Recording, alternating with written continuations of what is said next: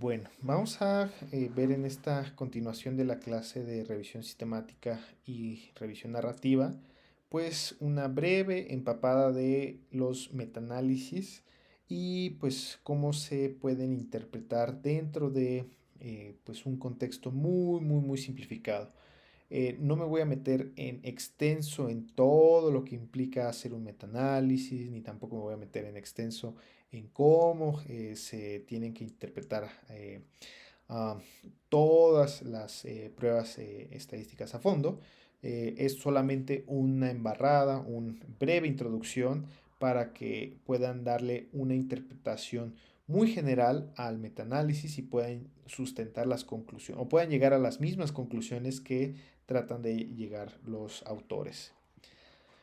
Bueno, pues como habíamos mencionado en la clase pasada, pues las revisiones de tipo metaanálisis finalmente subyacen a una revisión sistemática de acuerdo a los criterios establecidos por diversos consorcios, incluyendo el consorcio Prisma, pero también el consorcio Cochrane, que es el principal consorcio establecido para realizar metaanálisis.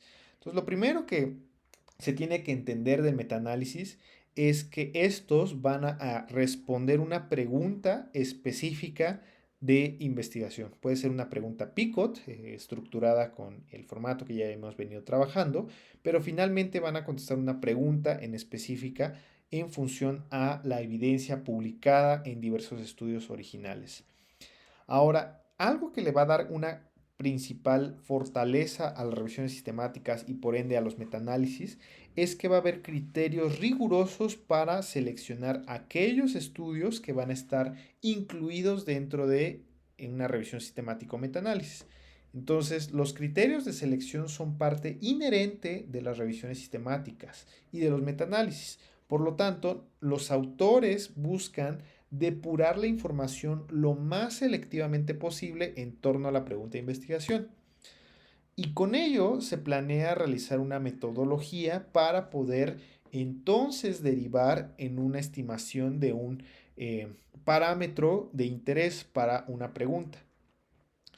Ahora, ya que se realiza una metodología para poder realizar una estimación de un parámetro, pues la búsqueda de estos estudios tiene que estar orientada a, insisto, a una cierta metodología, a una cierta pregunta, y ahora viene la derivación de las fuentes de información para obtener estudios.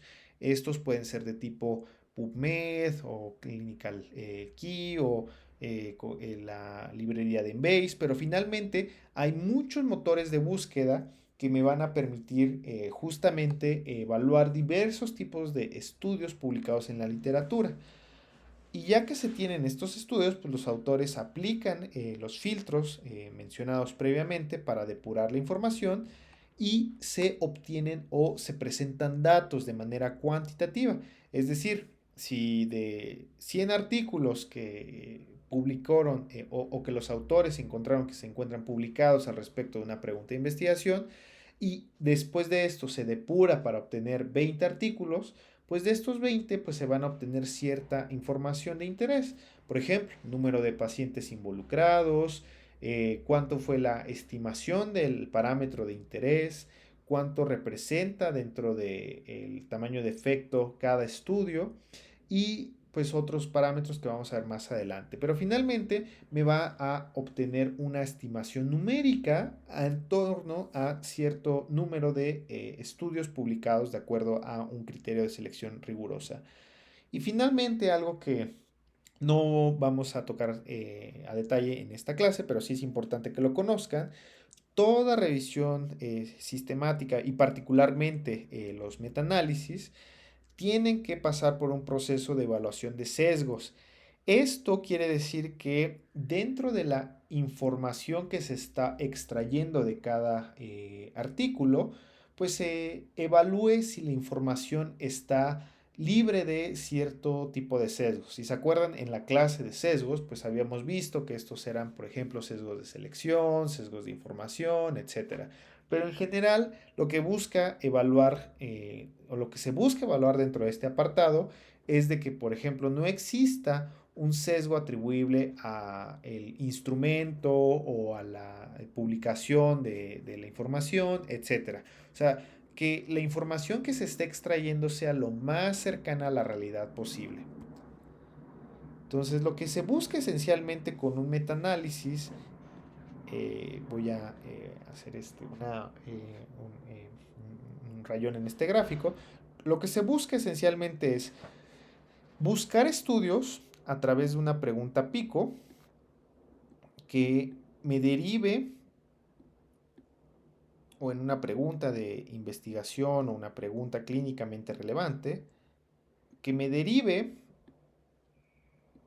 en un n número de estudios, ¿no? Yo puse un ejemplo, un número de estudios de 100.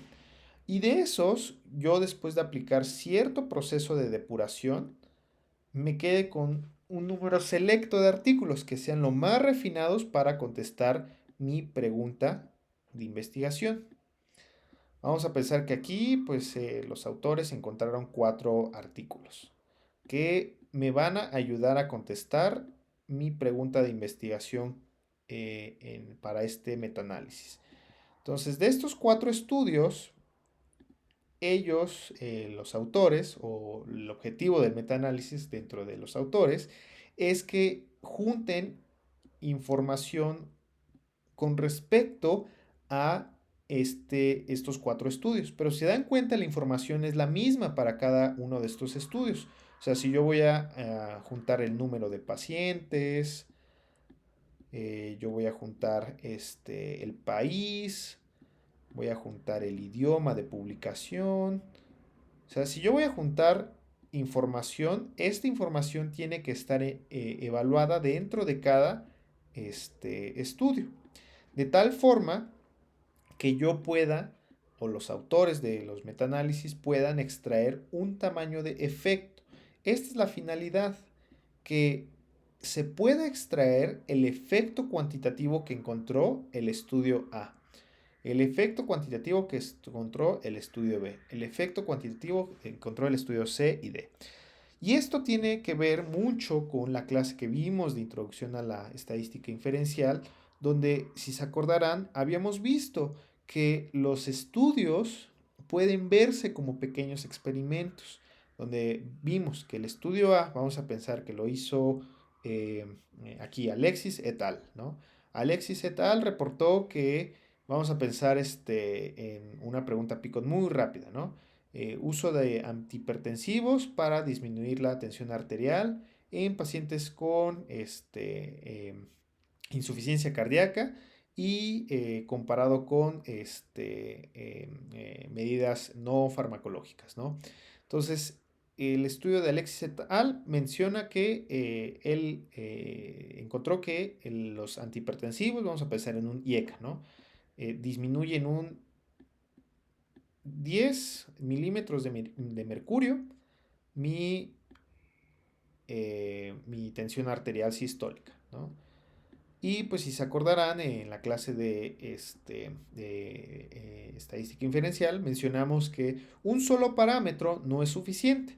Lo ideal es que se reporte un intervalo de confianza en el cual pues ellos como autores reporten pues de dónde a dónde va a ir esta disminución. O sea que si se repitiera hipotéticamente el estudio unas 100 veces, en el 95% de esas hipotéticas veces, ¿dónde se va a encontrar esta reducción? Entonces Alexis et al reportó una reducción de -10 y un intervalo al 95% de -6 a -14, vamos a ponerle, ¿no? Ahora,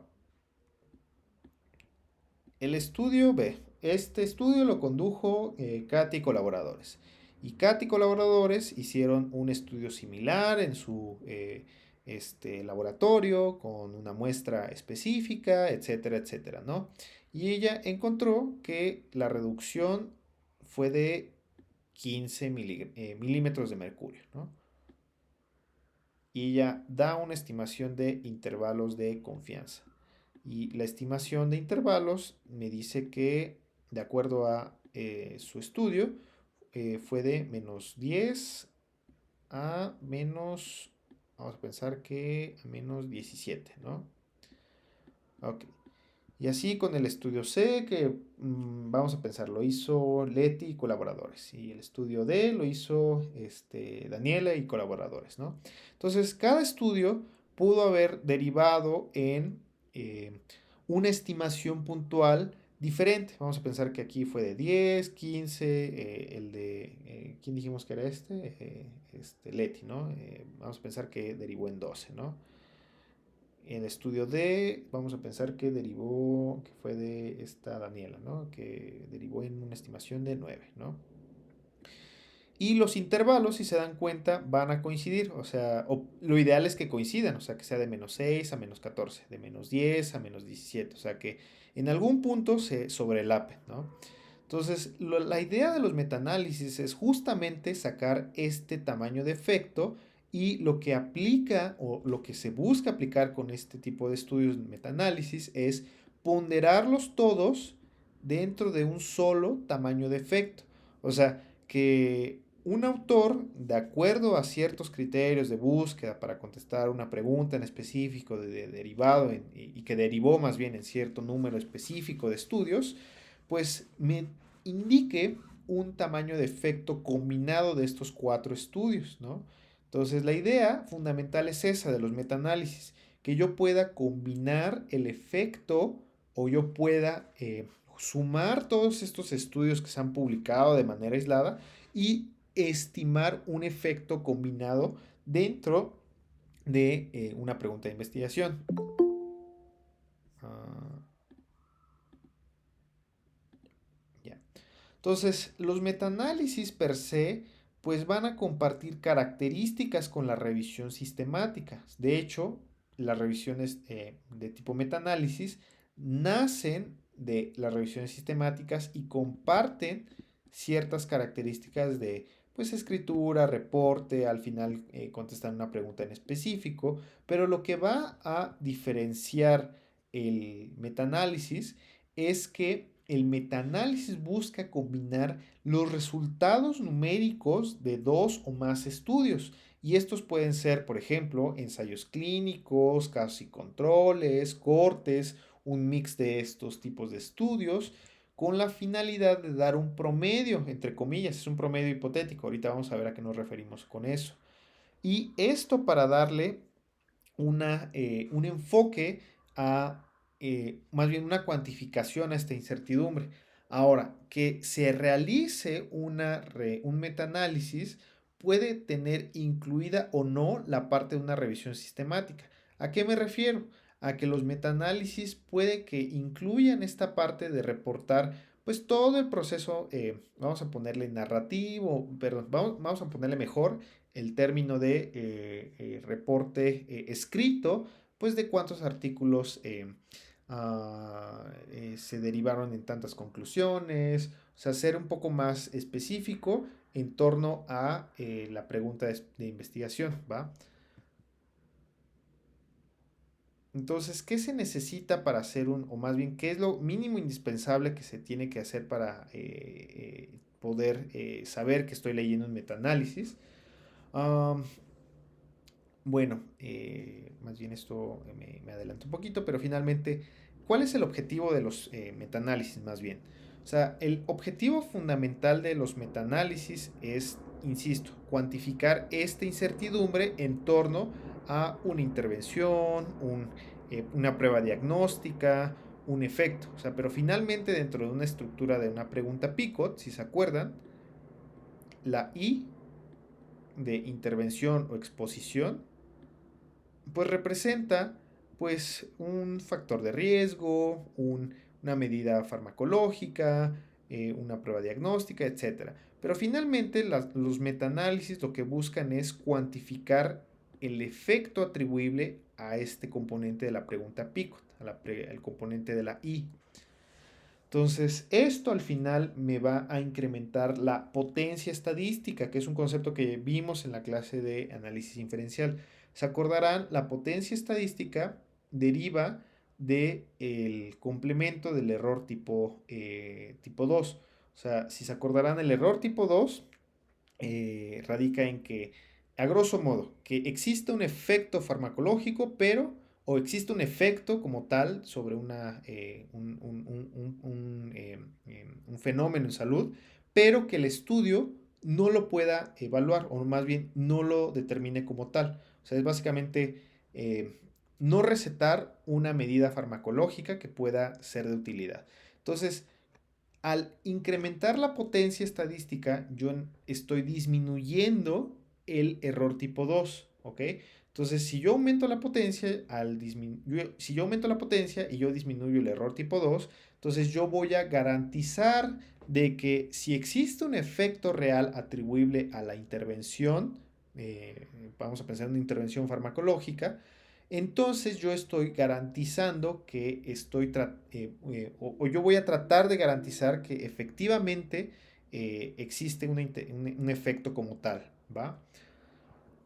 Entonces me va a incrementar la precisión, que es otro concepto que habíamos visto en la clase de variables, que pues si se acuerdan, pues la precisión está en función de la ausencia de errores de tipo aleatorios. Explorar diferencias entre estudios, que eso es algo que pues da mucho panorama para ver qué evidencia se puede añadir dentro de una revisión extra. Y pues sobre todo resuelve controversias en torno a estudios contradictorios. Vamos a pensar, de regreso al esquemita, que pues aquí en este caso pues todos aportaron a una disminución. Pero vamos a pensar que el estudio C y D pues tuvieron una disminución de eh, vamos a borrar -12. Vamos a pensar que hubo una disminución de 2 puntos, ¿no? 2 milímetros de mercurio. Y el intervalo va de -5 a +10, ¿no? O más 5 para hacerlo un poco más cortito. O sea, aquí pues uno pensaría, pues bueno, inclusive en algunos pacientes pues aumentó la presión sistólica. Y el estudio de, vamos a pensar que fue de -9 y pues tuvo un intervalo de -20 a vamos a pensar, más 15, ¿no? O sea que en algunos pacientes disminuyó hasta 20 milímetros de mercurio y en otros aumentó hasta más 15 milímetros de mercurio, ¿no? Entonces, uno podría pensar si lee el estudio A nada más. Pues hay una disminución. Alguien más lee el estudio B. Pues hay disminución. El estudio C, alguien podría pensar, pues es que este estudio no encontró ningún efecto significativo. Y el estudio D, pues igual, no encontró ningún efecto significativo. Entonces alguien podría decir, pues es que hay controversia. No sé si recetar o no este fármaco para disminuir la tensión arterial dentro de mi población de estudio. Entonces, lo que buscan las revisiones de tipo metaanálisis es tratar de establecer una postura o un statement o un enunciado que busque tratar de resolver estas controversias. Y pues si al final existen brechas en la literatura, que siempre va a haber, pues este tipo de estudios me van a permitir identificarlas y poder generar más información al respecto. Entonces, ¿cuándo no conviene leer metaanálisis o cuándo no conviene realizarlos? Pues cuando al final tengo una mezcla muy, muy, muy heterogénea de estudios. Vamos a pensar que estoy realizando evidencia al respecto de COVID, ¿no? Y quiero evaluar, por ejemplo, el efecto que hay de vamos a pensar así, algo muy, muy ambiguo, ¿no? El jugo de manzana como una medida farmacológica para disminuir los días de COVID, ¿no? O los días de COVID leve. Entonces, vamos a pensar que hay solo 5 estudios publicados del efecto del jugo de manzana y la disminución de días de síntomas en COVID-19. Y de esos 5 estudios, al final 2 son reportes de caso. Otro es un reporte transversal. Y los otros 2, uno vamos a pensar que es una corte y otro finalmente es un ensayo clínico aleatorizado. O sea, al final no son estudios que yo pueda comparar, no son estudios que yo diga, es que todos son ensayos clínicos, por ende sí los puedo realizar. Tampoco puedo decir, es que todos son estudios relacionados a días de síntomas. Probablemente uno haya sido en pacientes hospitalizados, el otro haya sido en pacientes tratados de forma ambulatoria. O sea, cuando hay una gran heterogeneidad de estudios en torno a una pregunta de investigación, pues entonces ahí no conviene leer y tampoco analizar o hacer un metaanálisis. Entonces, esto finalmente, pues dentro de la perspectiva de un lector, pues considérenlo dentro de la pregunta que están realizando. Si la pregunta es muy, muy, muy, muy, muy específica, tanto así que probablemente no haya una respuesta ni siquiera en torno a estudios originales de buena evidencia, por ejemplo, ensayos clínicos aleatorizados, etcétera, pues puede resultar poco difícil que encuentren un metaanálisis. Y si lo encuentran, probablemente no derive en conclusiones satisfactorias. Por lo tanto, pues tienen que preguntarse si lo que ustedes están buscando responder con su pregunta PICOT no es muy, muy, muy específico en torno a un tema de estudio, ¿va? Entonces, esto normalmente se da pues cuando empiezan a combinar muchas condiciones. Vamos a pensar hipertensión arterial. Vamos a pensar en la pregunta PICOT que pues ya hemos visto durante mucho tiempo en el curso, ¿no? Hipertensión arterial, uso de IECAS comparado con medidas no farmacológicas y disminución de riesgo cardiovascular, ¿no? A un año. Entonces, si nos volvemos más y cada vez más específicos, vamos a pensar hipertensión arterial más enfermedad renal, más diabetes, más infarto secundario. Uso de IECAS a dosis bajas, que solo sean, por ejemplo, no sé, algún tipo específico de IECAS que hay disponibles en México, ¿no? O sea, cuando yo me limito a una brecha muy, muy, muy, muy, muy pequeña y muy cerrada de la literatura, probablemente no encuentre estudios suficientes para poder contestar mi pregunta y si existe un metaanálisis, probablemente no sea contundente para contestar mi pregunta en específico. Entonces, esto ténganlo en consideración. Entonces, ¿cuándo también no se tiene que realizar un metaanálisis? Pues cuando la información pues no es no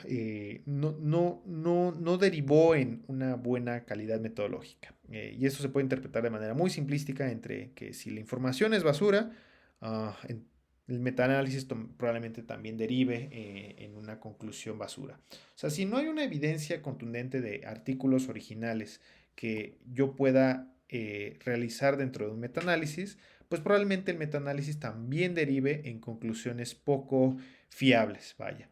Entonces, si los estudios tienen gran cantidad de sesgos, si tienen una deficiencia metodológica considerable, si al final hay una gran cantidad de información que está pues deficiente en muchos aspectos, pues al final las conclusiones van a estar sesgadas en muchos aspectos. Entonces, lo más idóneo es que se tenga metaanálisis que fueron realizados de estudios de buena calidad metodológica y de buena evidencia científica. Y esto ahorita lo vamos a ver más adelante. Entonces, ¿cuándo se sugiere que ustedes como médicos o como clínicos busquen metaanálisis? Cuando hay más de un estudio al respecto de un tema, ¿no? Cuando me refiero a más de un estudio, es que sea más de un estudio primario. O sea, si hay, por ejemplo, 15 o ustedes en su búsqueda de PubMed, si encontraron 15 ensayos clínicos aleatorizados de un solo tema en específico, o más bien de una sola pregunta en específico, pues entonces mejor busquen quién de los autores en la literatura pues pudo haber compilado estos 15 ensayos aleatorizados. Entonces, un metaanálisis puede que resulte en una mejor respuesta a su pregunta que 15 o que se lean los 15 ensayos clínicos aleatorizados en ese tiempo. Cuando pues existen muchos estudios similares, vamos a pensar que el ejemplo de los 15 ensayos clínicos, pero que sobre todo han podido establecer una direccionalidad en torno a una conclusión. Vamos a pensar el caso de los YECAS, ¿no? O sea, cuando se quiere demostrar que los YECAS sirven para disminuir el riesgo cardiovascular en pacientes con enfermedad renal crónica, hipertensión, pues pensemos que todos apuntan a que sí disminuyen la presión arterial o el riesgo cardiovascular, ¿no? Entonces, cuando todos o tratan de apuntar todos hacia una misma dirección, entonces yo les sugiero que busquen metaanálisis que traten de compilar toda esta información en un solo documento. El desenlace se ha medido de forma similar, o sea, si todos miden y, por ejemplo, si todos los ensayos clínicos se enfocan a medir tensión arterial, si los 15 ensayos clínicos se han enfocado a medir riesgo cardiovascular. O sea, si el desenlace que están buscando de su pregunta PICOT es el mismo, entonces ahí es cuando conviene leer un metaanálisis y pues cuando existen datos para poder realizarlos, lo cual puede que resulte un reto en muchos aspectos al momento de realizar un metaanálisis. Pero bueno, eso no es el motivo de esta clase en específico. Entonces les voy a poner un ejemplo hipotético para que vayamos viendo cuál es la estructura básica y muy simplificada de los famosísimos forest plot. Ah, los metaanálisis, vamos a ver más adelante que subyacen a una figura muy específica o una estructura de figura muy específica para poder ponderar la información. Entonces, yo les traigo en esta clase un ejemplo hipotético basado en una pregunta que vamos a formular ahorita. Entonces, imaginémonos que hay un interés en evaluar el uso de cafeína para la somnolencia diurna, ¿no? Básicamente tener sueño en la mañana, ¿no? Y pues aquí yo tengo como medidas de intervención el implementar café cafeinado, vaya, o sea, la redundancia, pero pues aunque no lo crean también hay café descafeinado, contra pues el café pues que no tiene la cafeína, ¿no? Ahora, mi desenlace a evaluar va a ser el número de pacientes, y lo vamos a ver más adelante qué significan estas abreviaciones, pero a grosso modo vamos a evaluar dentro de cada estudio, pues cuántos pacientes que se les dio la intervención contra el grupo placebo, cuántos quedaron dormidos al finalizar el estudio. Otro desenlace a evaluar es la irritabilidad, ¿no? Porque, pues, bueno, que no lo crean, también hay personas que se ponen muy, funkis con el café cafeinado. Entonces, pues aquí habría que ver si aumenta la irritabilidad del café cafeinado o el descafeinado, o si no lo aumenta como tal. Y como tercer desenlace, vamos a pensar en el dolor de cabeza, ¿no? Entonces, con esto si quieren, se los hago más explícito, pues yo puedo identificar mis elementos de una pregunta PICO, ¿no? Vamos a empezar con la parte de la P. La parte de la P, vamos a pensar que es la población general.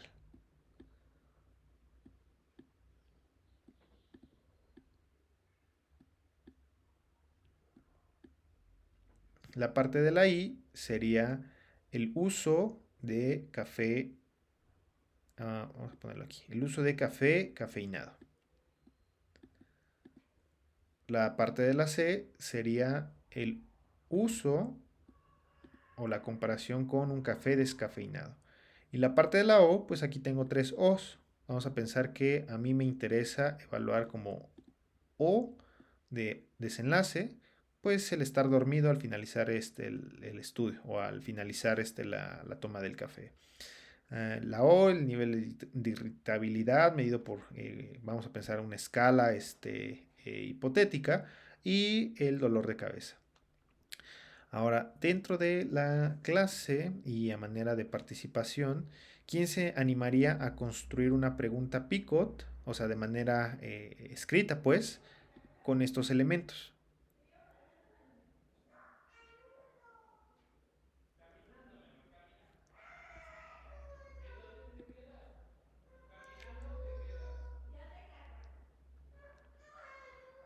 Nadie.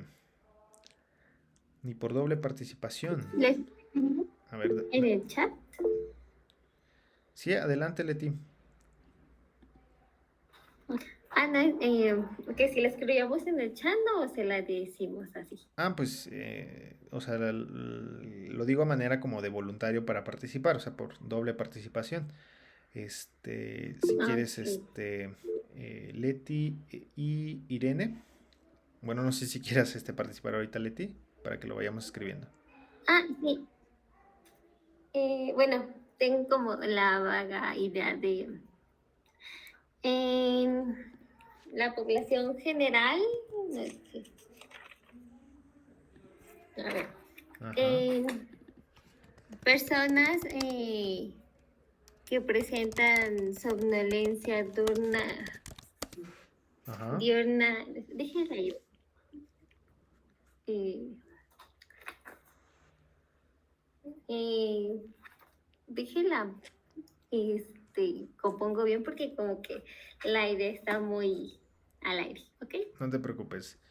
Si quieres tú, Irene. Ay, estaba igual que Leti, pero no sé si puede ser que personas que tengan, bueno, no sé si sea correcto decir, bueno, sí, que tengan somnolencia diurna, ¿cuál será el efecto? Bueno, no, mejor la hago bien, doctor. No te Y ahorita se la preocupes. digo. Si quieres, Alex.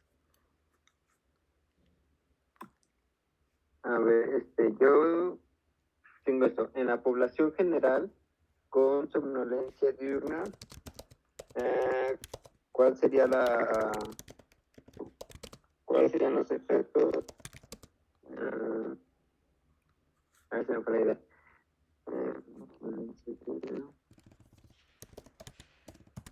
¿Cuál será uso? Vamos a ayudarte. Del uso de café. Bueno, ok. ¿Qué efectos tendrá, bueno, quiénes presentarán mayor dolor de cabeza comparado con el café descafeinado, a comparación del café cafeinado? Ajá, esa es como la idea general, ¿no? O sea, pero a ver, vamos a tratarla de estructurar dentro de una pregunta pico, ¿no? Ibas bien, de hecho, creo que empezaba como... Pues, eh, acuérdense, ¿no? Que pues aquí en general lo que buscamos es evaluar un efecto, ¿no? ¿Cuál será el efecto del uso de café cafeinado, perdón, comparado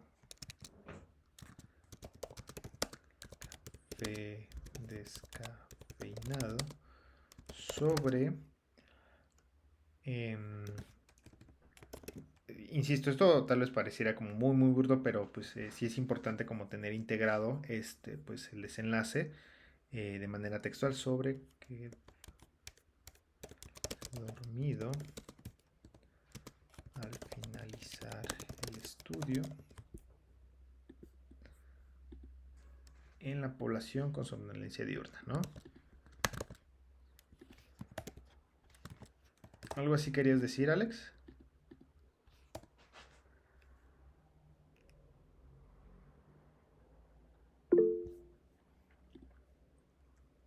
Adelante, Leti. Bueno, Alex ya la escribió también. Creo que ya. creo que sí, se me está trabando una disculpa. A ver, vamos a copiarla y pegarla acá.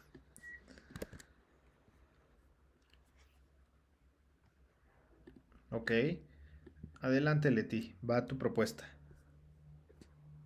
Sí, es algo similar, pero es en personas que presentan somnolencia diurna que toman café descafeinado, ¿cuál será la reacción que presenten en comparación con que tomen café descafeinado? A ver, en personas que presentan somnolencia diurna, ajá, Ajá, que toman café cafeinado, ajá. ¿cuál será la reacción que presenten?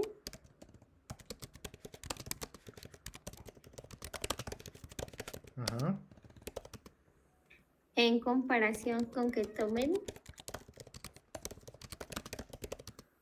café descafeinado. Muy bien, excelente pregunta, ¿no? Y bueno.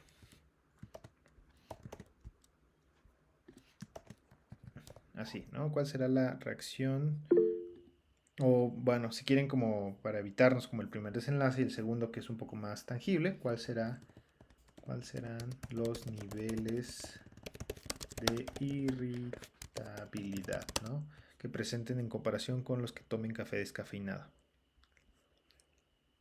A ver, adelante Irene, va tu propuesta. Ay, creo que es la misma como la de Leti, pero dice, bueno, en la población que sufre de somnolencia diurna, Ajá. ¿qué efectos tendrá sobre la irritabilidad de estos el consumo de café cafeinado en comparación con el consumo de café descafeinado? Muy bien. Es igual una propuesta similar a como lo que mencionó Leti, digo con palabras más, palabras menos, pero finalmente pues integran los elementos de una pregunta Picot, ¿no? Ok, entonces de una vez, excelentes combinación de propuestas. Leti, Alex y... Sí, adelante Daniela.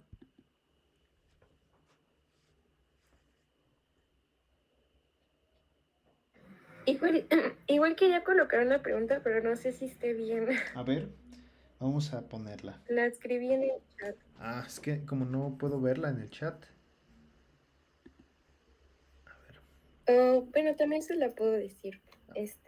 O si la tienes escrita en el chat, A ver, la podemos... Bueno, si quieres dímela de una vez para que ya las apunte, ¿no? ok. En la población general, ¿cuál será el efecto del consumo de café cafeinado comparado con el café descafeinado en el padecimiento de dolor de cabeza? Muy bien, eso incluye como el tercer outcome, ¿no? A ver, entonces repítemela. En la población general, En la población general, ¿cuál será el efecto del consumo de café cafeinado ujú, comparado con el café descafeinado en el padecimiento de dolor de cabeza?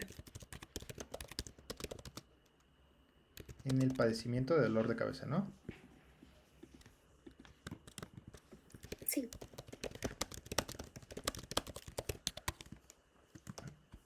Ok, muy bien. Entonces, acuérdense que pues el cómo presenten la pregunta Picot es una cuestión de forma, ¿no? O sea, lo importante es que contengan los elementos de una estructura Picot, ¿va? Bueno, déjenme, les pongo sus participaciones antes de que se me olvide, porque si no luego se me barre el asunto. Y fuiste tú, Daniela, ¿verdad? Muy bien. Ok, va. Bueno, entonces ya con esta pregunta Picot, y los felicito por poner estas 4 preguntas, pues nosotros ya tenemos orientado pues qué queremos responder, ¿no? Ahora, pues los metaanálisis lo que buscan es justamente dar una estimación de este efecto, ¿no? O sea, pues cuánto me va a reducir el que esté dormido al final del estudio. Cuánto va a aumentar o disminuir mis niveles de irritabilidad. Cuánto va a aumentar o disminuir o será igual en ambos grupos el desarrollo del dolor de cabeza. Entonces les presento una figura clásica de la estimación de un metaanálisis. Uno podría pensar, oh, ¿qué es eso? Números, muchas cosas. Pero no, es esencialmente, pues, cómo se ponderan los resultados de un metaanálisis. Lo voy a desglosar por secciones y para que vean que es muy, muy sencillo y muy, muy intuitivo lo que se busca realizar con este tipo de figuras. Entonces, lo primero es que ustedes dentro de estas figuras se llaman forest plot. Así ustedes los forest plot, ¿va? Entonces, estas figuras son clásicas de un metaanálisis. Entonces, lo primero que tienen que hacer cuando vean este tipo de figuras es pues identificar qué está evaluando, o sea, qué demonios me evalúa este forest plot o esta figura en este metaanálisis. En este caso, pues yo les traigo a colación, pues, por ejemplo, la pregunta que hizo esta Daniela, pues sobre el dolor de cabeza en el estudio, particularmente a las 24 horas. Entonces, lo primero es interpretar, pues, qué desenlace está evaluando esta serie de estudios. Entonces, lo siguiente es identificar, pues, los grupos de comparación, ¿no? O sea, si se acuerdan en la pregunta Picot, bueno, no me quiero regresar porque si no me tendría que regresar algunas diapositivas, pero si se acuerdan en la pregunta Picot que hicimos o que hemos hecho, pues algo que ha coincidido de manera consistente en sus 4 ejemplos es que la I representa el café cafeinado, café normal o el café para la gente que le gusta la cafeína, y el café descafeinado, ¿va? Entonces, estos dos grupos yo los tengo que identificar en esta figura, ¿no? Aquí está el grupo de los que consumen café cafeinado y aquí está el grupo de los que no consumen café descafeinado. Ok. Siguiente punto. Evaluar los estudios. O sea, este artículo de metaanálisis, después de aplicar sus criterios de selección, de búsqueda, etcétera, derivó en 7 estudios. 2, 4, 5, 6, 7. 7 estudios. O sea, este artículo de metaanálisis encontró que hay 7 estudios, vamos a pensar ensayos clínicos aleatorizados, que les dieron a probar café cafeinado contra café descafeinado para evaluar el porcentaje de incidencia de dolor de cabeza a las 24 horas. Entonces, se dan cuenta, esta parte del forest plot me indica pues el autor o el primer nombre del autor y el año de publicación. O sea, como para que nos demos una idea de que el autor es más que nada para que lo tengamos identificado, ¿no? Y le hagamos justicia pues al autor de ese estudio. Y el año pues nos indica pues cuándo fue publicado. Pues vamos a pensar que en el caso de este estudio pues fue publicado hace 22 años, ¿no? Entonces, pues eso nos habla un poco de pues qué tanto se actualiza la evidencia en respecto a este tema, ¿no? El segundo estudio pues fue publicado en el 2004 por Deliciosa y colaboradores. 1999, Mama Cafa y colaboradores. El cuarto estudio en Morrocona, etc. En 1998. Entonces, de estos 7 estudios se derivaron las siguientes medidas.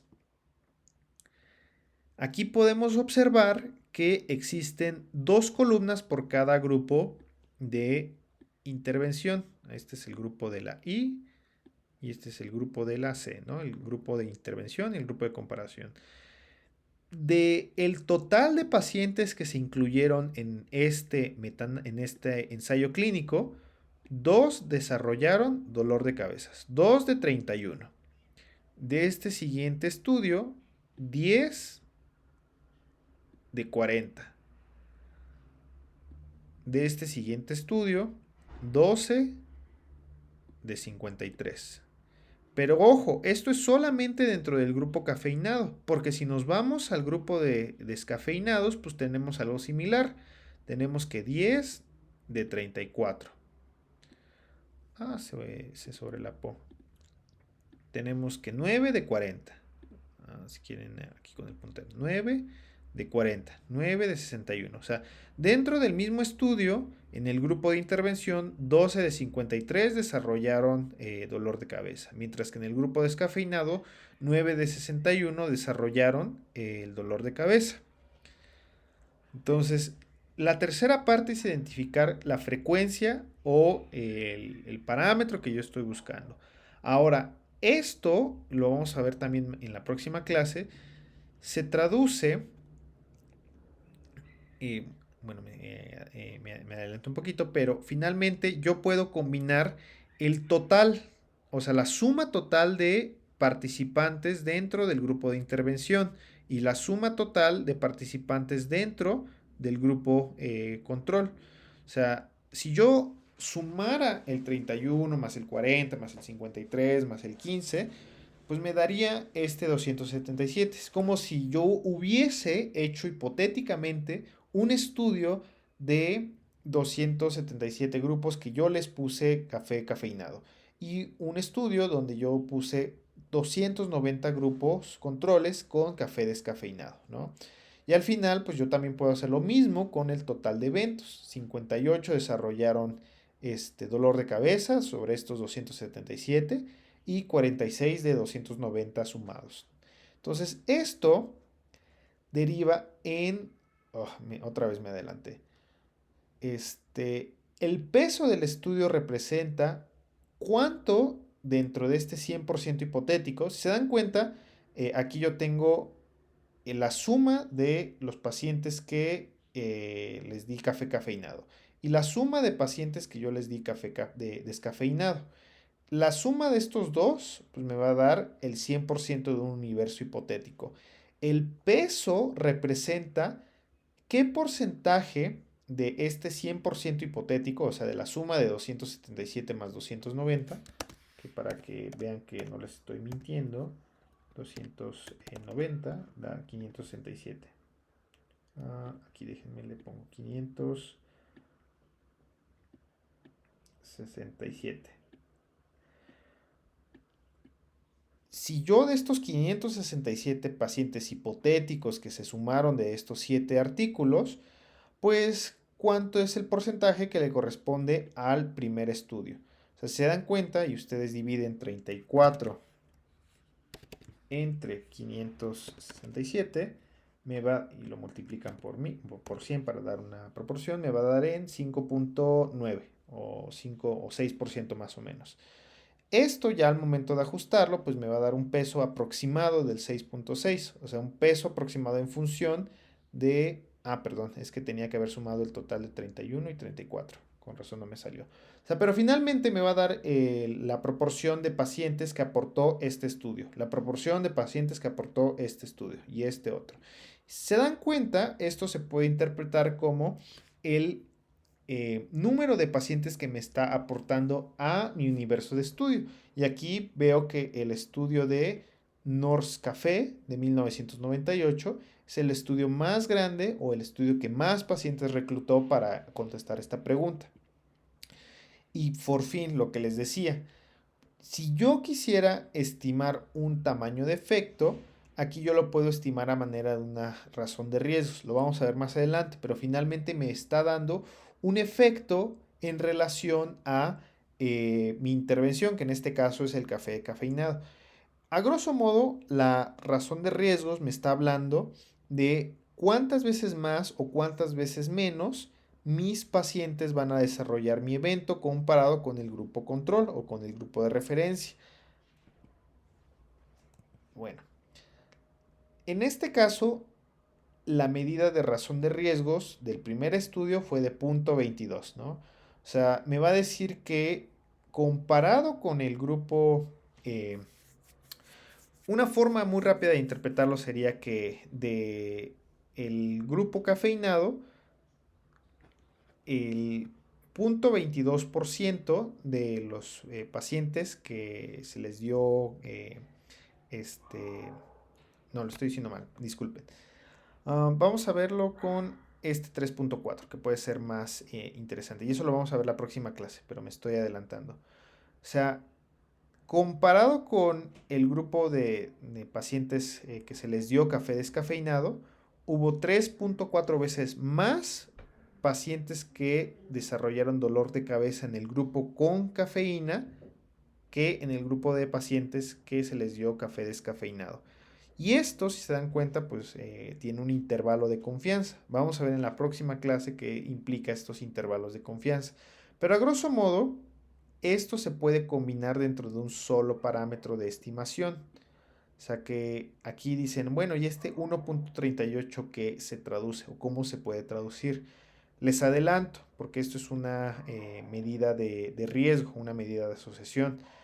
A grosso modo, yo lo puedo interpretar como que el uso de café cafeinado va a derivar en un 38% más de riesgo de presentar dolor de cabeza comparado con la gente que toma café descafeinado. Y lo vamos a ver también más adelante, que este intervalo incluye en su estimación al 1, o sea, pasa su estimación en la unidad. O sea, que incluye aquí un 1 dentro de, el intervalo, lo cual pues uno podría interpretar que no es estadísticamente significativo. Entonces, esto lo vamos a ver más adelante, cómo se interpreta con más detalle, pero quiero que sepan que esta finalmente es su medida de estimación ponderada de efecto. O sea, que ustedes pueden decirle a un paciente, si usted toma café cafeinado, tiene un 38% más de riesgo de tener un dolor de cabeza. Sin embargo, y lo vamos a ver más adelante, el efecto ponderado no es significativo. Y esto vamos a establecer el por qué. Y esto visualmente se ve de la siguiente manera. Dentro de este esquema o dentro de esta figura, que es per se el forest plot, pues tenemos dos grandes lados de la figura. Aquí tenemos un 1 que nos dice que hay una ausencia de efecto. Cuando veamos el 1, quiere decir que por cada paciente que yo le dé una taza de café cafeinado, hay otro paciente que le dio un dolor de cabeza con el café descafeinado. O sea, la relación es 1 a 1, es decir, no hay efecto. O sea, porque si yo le doy un café cafeinado a un paciente y desarrolla dolor de cabeza y a otro paciente le doy café descafeinado y también desarrolló dolor de cabeza, es que la relación se equilibra, o sea, no hay efecto, es como si el café no hubiera hecho ningún efecto como tal.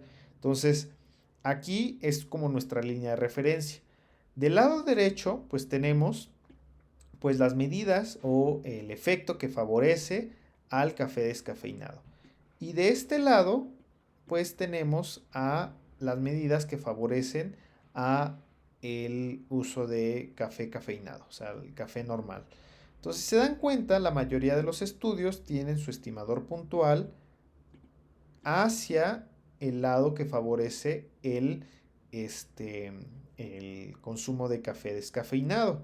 Entonces, al final, el rombo que está hasta abajo representa la medida ponderada.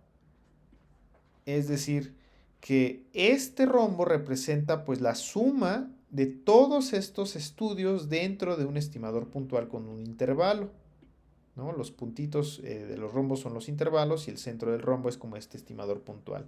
Pero finalmente me habla del efecto neto atribuible hacia un lado de la intervención o hacia un lado de los dos grupos. En este caso, pareciera que el uso de café descafeinado favorece el desarrollo de dolor de cabezas. Aquí lo estaba interpretando al revés, en realidad debe ser 38% más de riesgo en el uso de café descafeinado. Pero el intervalo cruza esta raya de la unidad, es decir, cruza este horizonte que también favorece el uso de café con cafeína. Por lo tanto, pues no hay una asociación significativa o una asociación contundente. Entonces, esto pues tienen que evaluar pues hacia dónde se gira o hacia dónde vira el tamaño del efecto. En este caso, pues el dolor de cabeza está más hacia el lado del café descafeinado, lo cual pudiera parecer paradójico, ¿no? Entonces, pues al final esto se traduce en una estimación combinada con un intervalo de confianza, que lo vamos a ver más adelante en nuestras clases de estimación de medidas de riesgo, para que tengamos una idea de cómo se interpretan estas medidas de riesgo relativo, razones de momios, hazard ratios, etc. Pero a grosso modo, insisto, esto se puede traducir como un 38% más de riesgo de desarrollar dolor de cabeza en el grupo del café descafeinado, comparado con el café cafeinado.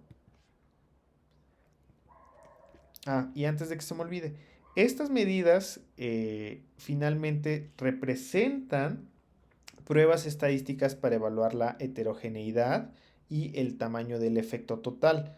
A grosso modo, al final de esta prueba de heterogeneidad, nos evalúa qué tanta heterogeneidad hay entre los resultados. Lo ideal es que siempre se tiene que tener una heterogeneidad entre el 10 y el 40%. Porque si yo tengo una heterogeneidad del 100%, O sea, me está diciendo que todos mis estudios que yo incluí, pues no llegan hacia ningún punto. O sea, que cada quien dice lo que se le antoja la gana. Mientras que si yo tengo una heterogeneidad del 0%, me puede estar indicando que todos los estudios pues están apuntando hacia una misma dirección. Uno podría pensar, bueno, ¿y eso por qué sería malo? Ah, pues si se acuerdan, cuando vimos el sesgo de publicación, pues cuando vimos que todos los estudios están apuntando hacia un mismo lado, es como si yo tuviera esto.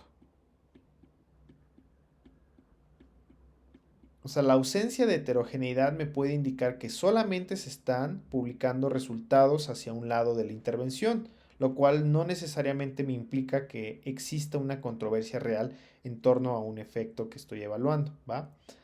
Y pues bueno, es como la principal medida de heterogeneidad que les quería mencionar. Entonces, de manera muy puntual, ya para resumir, dentro de estos forest plot no se les olvide que lo principal que tienen que evaluar es, número uno, pues qué medida o qué efecto se está evaluando. En este caso, el dolor de cabeza. ¿Qué grupos se están comparando? ¿Cuántos estudios se están incluyendo en este metaanálisis? ¿Cuánto es la suma de todos los pacientes que se incluyeron en el grupo de intervención y en el grupo de no intervención, o sea, en el grupo control? ¿Cuántos de estos desarrollaron el efecto en el grupo de intervención y cuántos de estos desarrollaron el evento en el grupo placebo, en el grupo control? Y finalmente, evaluar cuántos, cuánto es el peso que aporta cada estudio. O sea, si vemos que hay un estudio que aporta bien poco, por ejemplo este de 2.9, que es un estudio pequeño, pues nos tenemos que cuestionar si ese estudio realmente aportó al metaanálisis. Y finalmente, la medida ponderada. La medida ponderada, lo vamos a ver más adelante, pues finalmente nos establece una asociación, ¿no? Hacia un lado de la intervención o no. En este caso, para el dolor de cabeza, pareciera que el uso de café descafeinado está asociado hacia desarrollar dolor de cabeza a las 24 horas, lo cual pudiera indicar que en estos casos es mejor utilizar café cafeinado. Sin embargo, como el intervalo que se está presentando aquí cruza la unidad, o sea, cruza este horizonte, pues no se puede establecer una asociación con significancia estadística. Entonces, de manera general, no se les olvide que los metaanálisis conllevan um, cierto nivel de evidencia que busca contestar una pregunta en específico y que ofrece muchas ventajas, pero que estas no siempre es posible llegar a tener por todas las limitaciones que ya hemos mencionado de los metaanálisis. Entonces, esto pues implica que pues uno tiene que darle una interpretación dentro del contexto de la pregunta que se está realizando, y dentro de los metaanálisis pues los forest plots nos muestran de manera gráfica los resultados del metaanálisis para que si yo quisiera saber cuánto es el efecto que yo estoy estimando dentro de mi intervención, pues yo ya pueda saber cuánto es lo que yo tengo que esperar si yo se lo aplico a mi paciente o si se lo aplico en mi práctica clínica. Entonces, la interpretación de los resultados siempre tiene que hacerse con cautela, porque a pesar de que yo tenga un metaanálisis y que yo pueda tener una estimación del efecto, y vamos a pensar en el ejemplo de las preguntas pico que hicieron, eh, vamos a pensar que el uso de café cafeinado aumenta los niveles de irritabilidad. O sea, vamos a pensar que el uso de café cafeinado aumenta la irritabilidad. Entonces, vamos a pensar que una interpretación sería, pues ya no utilicemos café cafeinado porque me va a poner irritable. Pues hay que pensar en qué contextos, en qué situaciones se puede hacer presentar que un paciente presente más irritabilidad que en otros. O sea, interpretarlo dentro del contexto clínico, interpretar las conclusiones de un metaanálisis, ¿va? Entonces, nunca se les olvide que las conclusiones de un metaanálisis siempre tienen que estar en torno al contexto clínico y al contexto en el cual ustedes lo busquen aplicar. Bueno, entonces no sé si hasta el momento tengan dudas o comentarios.